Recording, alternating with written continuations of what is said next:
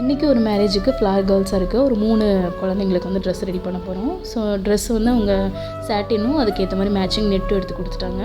So குட்டி பாப்பாவுக்கு மட்டும் ஃபுல் சாட்டின்லேயே போட சொல்லிட்டாங்க, நெட்டு யூஸ் பண்ண வேணான்னு. ஸோ ஃபுல் சாட்டினில் இருக்கிறதுக்கு வந்து நம்ம பேர்லாம் செட் பண்ணி கொஞ்சம் அதை கிராண்டாக கொடுக்கலாம் அப்படி சொல்லிட்டு பேர்ல் மிஷின் வச்சு பேர்ல் செட் பண்ணிகிட்ருக்கோம். அதுக்கப்புறம் ஹிப்புக்குமே ஒரு ஆரி ஒர்க் லேஸ் கொடுத்து அதை கொஞ்சம் கிராண்டாக கொடுத்துருக்கேன். குட்டி பாப்பாவுக்கு வந்து ஸ்லீவ்ஸ் எல்லாம் வந்து கேப் ஸ்லீவ் வச்சு கொடுத்துருக்கேன். ஸோ ரொம்ப சூப்பராக க்யூட்டாக அழகாக வந்திருந்தது. இதுதான் அதோட ரெஃபரன்ஸ் பிக்சர். ஸோ மற்ற 2 குழந்தைங்களுக்கும் சேம் இதே மாதிரி மாடலில் பண்ணியிருக்கோம். கலர் காம்பினேஷன் சேம் கலர் காம்பினேஷனில் தான் எடுத்து கொடுத்துருக்காங்க. மேலே வந்து ஒர்க் மெட்டீரியலில் இருக்க நெட்டு கொடுத்துருக்கோம். இது ஹாஃப் ஷோல்டர் வந்து டிரான்ஸ்பரண்ட்டாக இருக்கிற மாதிரி கொடுத்துருக்கோம். கீழே வந்து சாட்டின் கிளாத் கொடுத்துருக்கோம். ஸோ ரொம்ப அழகான அவுட்புட் வந்துருந்தது. 2 குழந்தைங்களுக்கும் ஒரே மாதிரி தான் இருக்கும்.